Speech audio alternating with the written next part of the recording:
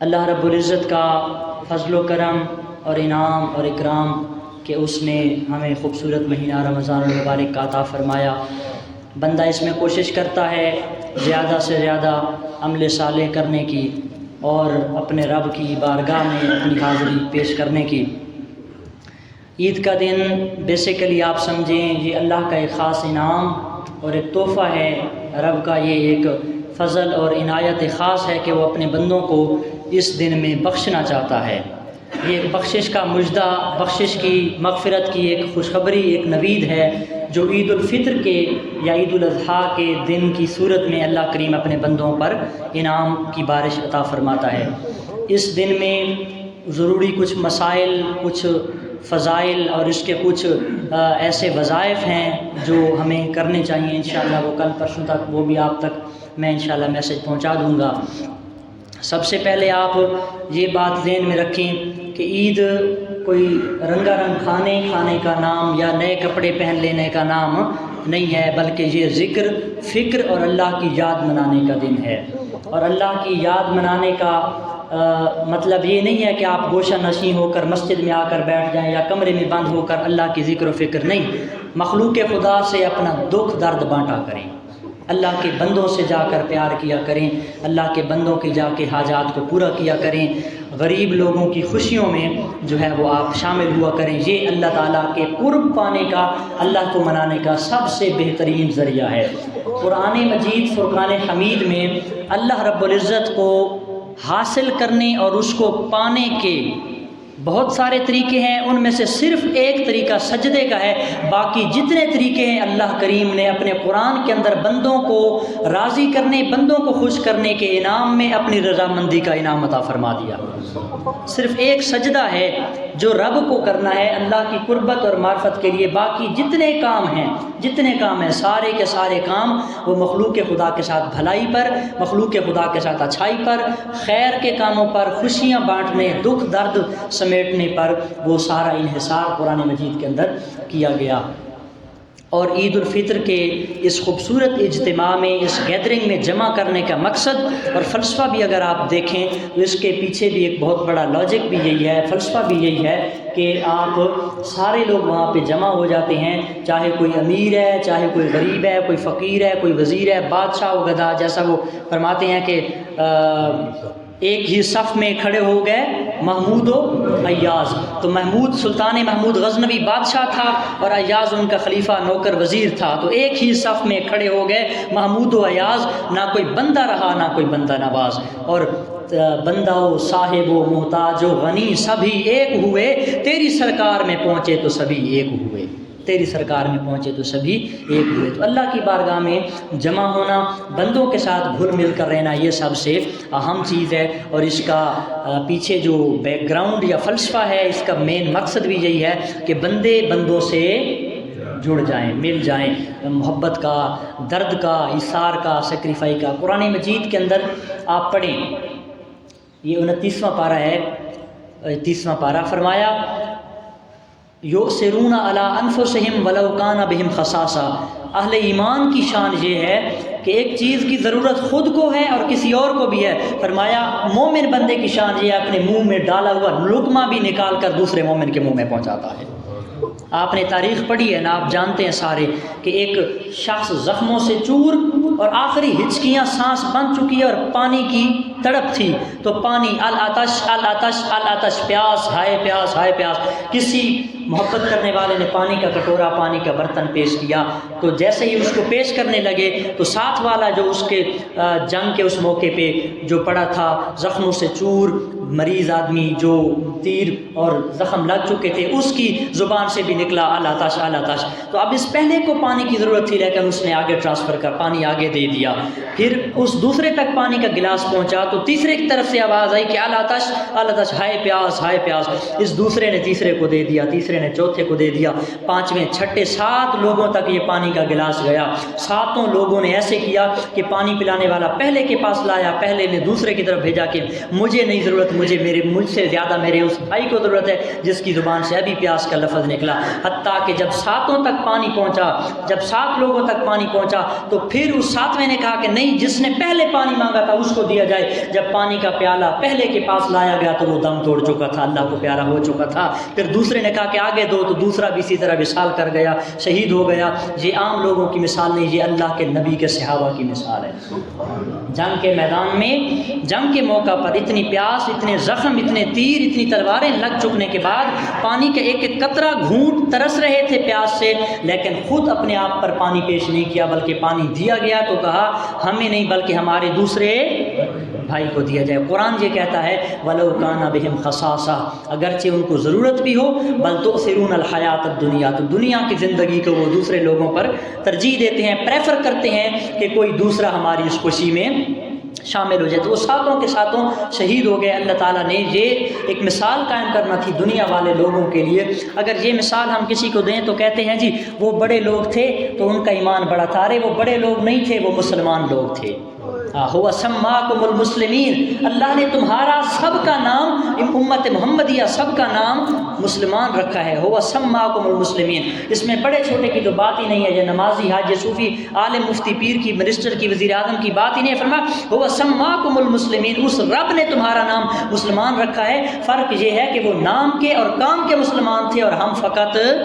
اگر یہ مثالیں دی جائیں تو کہتے ہیں ان کا جی بڑا، وہ بڑے لوگ تھے، ان کی بڑا اعلیٰ مثال تھی، اعلیٰ ظرف لوگ تھے۔ بھائی اعلیٰ ظرف تھے، اصل میں وہ بڑے لوگ نہیں تھے، وہ اصل میں حقیقی اور کامل سچے سچے ایماندار اور مومن لوگ تھے جنہوں نے اپنی ذات پر دوسروں کو ترجیح دی ہے۔ عید الفطر کا یہ پیغام، یہ خوبصورت میسج کہ آپ اپنے آس پاس میں، اپنے پڑوس میں، اپنے فیملی میں، اپنے بچوں میں، اپنے محلے میں، جس سوسائٹی میں آپ رہتے ہیں، آپ وہاں جا کر دیکھیں۔ بلکہ یہ کہوں گا کہ عید الفطر کا چاند تلاش کرنے سے پہلے آپ وہ گھر تلاش کریں جس گھر میں آپ کے کچھ نہ کچھ دینے کی ضرورت ہے، اور جس دینے کے بعد ہی ان کے گھر میں عید کی خوشیاں داخل ہو سکتی ہیں۔ تو عید کی خوشیاں یہ صرف اپنوں میں بسر نہ کریں، بلکہ اپنے آس پاس، اپنے سوسائٹی میں، اپنے اس معاشرے میں دیکھیں کہ کون لوگ مستحق ہیں، کون لوگ ڈیزرونگ ہیں، ان کو ہماری کس جگہ پہ کس چیز کی ضرورت ہے۔ اصل میں عید کا پیغام یہ ہوتا ہے کہ دونوں لوگ سارے آپس میں، امیر و غریب، ایک جگہ پر مل کر ایک دوسرے سے خوشی کا اظہار کر سکیں، اپنا غم دکھ درد بانٹ سکیں۔ یہ مقصد نہیں ہوتا کہ بس چٹیاں پوشاکاں لاؤ تے خود پیٹ بھر کے آؤ تے باقیاں دا خیال بھی نہ کرو۔ تو رمضان المبارک بھی ہمیں یہی میسج دے کے گیا کہ اگر ایک شخص صبح سے لے کر شام تک حلال کچھ کھانے پینے کے سب کچھ موجود ہونے کے باوجود بھی بھوکا رہتا ہے تو یہ اس کو احساس دلانا مقصد ہوتا ہے کہ دیکھو بھوک کیڑی اوکھی شے ہے، ٹھیک ہے۔ یہ صرف کوئی بھوکا پیاسا رہنے کی ایکسرسائز نہیں تھی جو ہم نے کی ہے پورا مہینہ، اللہ تعالیٰ ہمارا منہ باندھ کے رکھا، کوئی بھوکا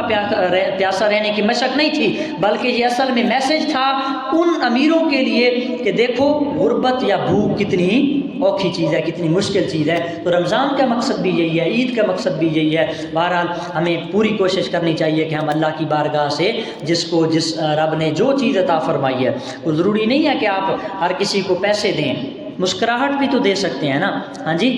مسکراہٹ دے سکتے ہیں، کسی کے کندھے پہ ہاتھ رکھ سکتے ہیں، کسی کے سر پہ دست شفقت رکھ سکتے ہیں، کسی یتیم ماں بہن بیٹی بیٹے بیٹی پر آپ جو ہے وہ دست رحمت رکھیں اور اس کو کہیں بیٹا آپ پریشان نہ ہوں۔ جیسا کل بھی صلاۃ السلام میں میں نے گزارش کی کہ جس کی تذکیر سے روتے ہوئے ہنس پڑے اس تبسم کی عادت پہ۔ تو گلی میں بچہ گزر رہا تھا، رو رہا تھا، عید کا دن تھا، ہر طرف خوشیوں کا سما، خوشیوں کا دور دورہ تھا، تو وہ بیٹا پریشان رو رہا تھا۔ تو حضور علیہ الصلوۃ والسلام، قسمت اس بیٹے کی، مقدر جاگے، سرکار گزرے تو رو رہے تھے۔ تو جب حضور نے پوچھا کہ بیٹا کیوں رو رہے ہو، تو اس بیٹے نے کہا کہ انکل جی میرے اس دنیا میں نہ بابا ہے، نہ ماما، نہ بہن بھائی ہیں، تو میرے کریم نبی یتیم ہو کر یتیم پروری فرمائی اور اس بچے کے سر پر دست شفقت پھیرا، رحمت والا ید اللہ والا نبوت اور رسالت کا ہاتھ رکھ کے کہا اے بیٹا کیا تو اس بات پر راضی نہیں، اما تردا لگا ان ابا کا، کیا تو اس بات پر راضی نہیں کہ محمد عربی آج سے تیرا باپ بنا دیا جائے؟ کیا تو اس بات پر راضی نہیں ہے کہ تیری ماں سیدہ عائشہ صدیقہ بنا دی جائے؟ کیا تو اس بات پر راضی نہیں کہ تیرے بہن بھائی حسن حسین اور سیدہ فاطمہ کو بنا دیا جائے؟ تو تو یتیم ہو کر بھی یتیموں کی رکھوالی کی ہے، یتیم ہو کر بھی یتیم پروری فرمائی ہے، غریبوں کا احساس کیا ہے اور بیواؤں کا خیال کیا ہے۔ یہ کیا تھا؟ اصل میں امت محمدیہ کو ایک میسج تھا کہ میں جو دین لایا ہوں، میں جو اسلام لایا ہوں، میں جو پیغام لایا ہوں، اس پیغام کے اندر تفرقہ بازی نہیں ہے، اس کے اندر نفرت نہیں ہے، اس کے اندر عجب خود پسندی نہیں ہے، اس کے اندر امیر و غریب کا کوئی امتیاز، کوئی فرق نہیں ہے، بلکہ اللہ کی بارگاہ میں سارے برابر ہیں، سارے ایک جیسے ہیں۔ قرآن بھی یہی کہتا ہے ان اکرمکم عند اللہ اتقاکم، تم میں سے سب سے زیادہ رسپیکٹیبل، تم میں سے سب سے زیادہ معزز اور متقی پرہیزگار اللہ سے ڈرنے والا وہی ہے جو تم میں سے سب سے زیادہ لوگوں کے ساتھ اچھا ہو، لوگوں کے ساتھ حسن سلوک کرے۔ حدیث پاک بھی یہی ہے خیر الناس من ينفع الناس، پوچھا گیا سب سے اچھا بندہ کون ہے؟ تو حضور نے فرمایا سب تو چنگا بندہ ہوے کہ من ينفع الناس، جیڑا لوگوں نال سب تو زیادہ چنگا ہوئے، لوگوں کو سب سے زیادہ۔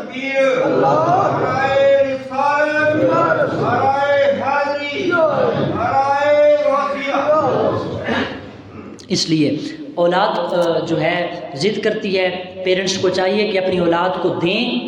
تو ایسے محتاط انداز سے دیں کہ کسی غریب بیٹے بیٹی کا دل آزاری، وہ ڈس ہارٹ نہ ہو، دل شکنی نہ ہو، اور دینے کے ساتھ ترغیب یہ دیا کریں کہ بیٹا بیٹی ہم یہ چیز آپ کو دے رہے ہیں، آپ نے یہ چیز آگے شیئر کرنی ہے، آگے لوگوں میں، بچوں میں تقسیم کرنی ہے۔ بچیاں ہیں تو ان کو کہیں اپنی ہم چولیوں میں تقسیم کرے، بچہ ہے تو اس کو کہیں اپنے دوست احباب میں، اپنے فرینڈز میں۔ یہ بچپن سے آپ دینے کی کوشش کریں گے، بانٹنے کا سکھائیں گے، سلیقہ آئے گا، ان کو طریقہ آئے گا کہ چیز کو بانٹا جاتا ہے، تقسیم کیا جاتا ہے، خوشیوں کو بھی شیئر کیا جاتا ہے۔ تو جب بچپن سے یہ لائیں گے تو یہ عادت بڑھاپے تک جائے گی، اور اللہ کے قرآن کا وعدہ ہے کہ تم جتنا بانٹتے جاؤ گے میں اتنا تمہیں عطا فرماتا جاؤں گا۔ لئن شکرتم لازیدنکم، میں قسم کھا کے کہتا ہوں، اللہ قرآن میں کہتا ہے لئن شکرتم، اگر تم شکر کرو گے، لازیدنکم، مجھے اپنے رب ہونے کی قسم، میں تمہیں اور زیادہ اضافہ کر کے دوں گا، زیادہ عطا فرماؤں گا۔ تو یہ شکر کی ایک قسم ہے کہ اللہ کی راہ میں خرچ کیا جائے، الحمد بھی کیا جائے، زبان سے بھی کہا جائے، لیکن شکر کی اعلیٰ ترین قسم یہی ہے کہ انسان کو جو رب نے دیا، علم دیا آپ علم بانٹیں، خیر دیا آپ خیر بانٹیں، آپ کو پیسہ دیا اللہ نے پیسہ بانٹیں، آپ کو اور کچھ نہیں دیا اللہ نے زبان اور ہونٹ دیا، آپ مسکرایا کریں، مسکراہٹ بانٹا کریں کہ مسکرانا بھی ایک صدقہ ہے۔ میرے نبی صلی اللہ تعالیٰ علیہ وسلم کی تعلیمات اور اللہ والوں کی تعلیمات یہی ہیں کہ آج ہمارے پاس جو موقع ہے جو رب نے دیا اس کو بانٹنا شروع کریں، شیئر کرنا شروع کریں، تاکہ عید کی خوشیاں ہر گھر میں پہنچ سکیں۔ اور یہ ایک احساس دل کے اندر جذبہ ہوتا ہے، ایک محبت اور یہ وارفتگی ہوتی ہے کہ انسان جو ہے وہ اپنے غریبوں کا خیال کرے۔ آپ نے کبھی سوچا اس بات پر کہ جب عیدگاہ میں ہم جاتے ہیں تو ہم حکم یہی ہے، مستحب اور پسندیدہ عمل یہ ہے کہ آپ ایک راستے سے جائیں، اور ادھر پیچھے کی مسئلہ ہے؟ کبھی سوچے ریحان صاحب؟ اس کا مطلب یہ ہے کہ آپ ایک گلی سے جائیں گے نا، لبیک اللہم لبیک کی صدائیں لگاتے جائیں گے، تو جس گلی سے گزریں گے اس گلیوں میں، ان گلیوں میں جتنے گھر غریبوں کے آئیں گے آپ کی نظر پڑے گی، آپ کے دل میں احساس پیدا ہوگا کہ اچھا وہ یہ بھی غریب گھر ہے، یہ بھی غریب گھر ہے، فلاں کا بھی غریب گھر ہے، میں اس کو کچھ نہ کچھ دے دوں۔ اب واپس بھی تو اسی سے آ سکتے تھے، لیکن واپسی کا حکم اس طرف سے نہیں ہے، بلکہ واپسی کا حکم اور گلی سے دیا، تاکہ اس گلی والے کا آپ کو پتہ چل گیا کہ وہ غریب ہے، میں نے ان کے گھر کچھ بھیجنا ہے۔ اب حکم یہ ہے کہ آپ اس راستے سے نہیں آنا بلکہ دوسری گلی سے آنا ہے، تاکہ جو دوسری گلی کے غریب لوگ ہیں ان کا بھی احساس آپ کے دلوں میں پیدا کیا جائے۔ یہ مقصد ہے۔ بزرگوں نے لکھا ہے، صوفیاء کرام نے، کہ ایک گلی سے جائیں دوسری سے آئیں، تاکہ پتہ یہ چلے کہ اس گلی میں، اس محلے میں، اس سوسائٹی میں جتنے غریب ہیں وہ آپ کی نظر میں آ سکیں، آپ کو پتہ چلے کہ کون کون ڈیزرو ہے، کون کون مستحق لوگ ہیں۔ اللہ سے توفیق مانگتے ہیں، اللہ سے ہم یہ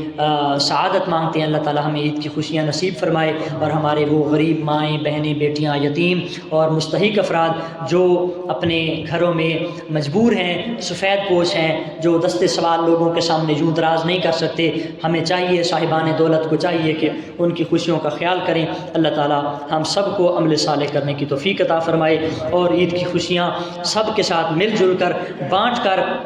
اور جو ہے وہ ایک دوسرے سے شیئر کرنے کی سعادت نصیب فرمائے۔ وآخر دعوایا ان الحمد للہ رب العالمین۔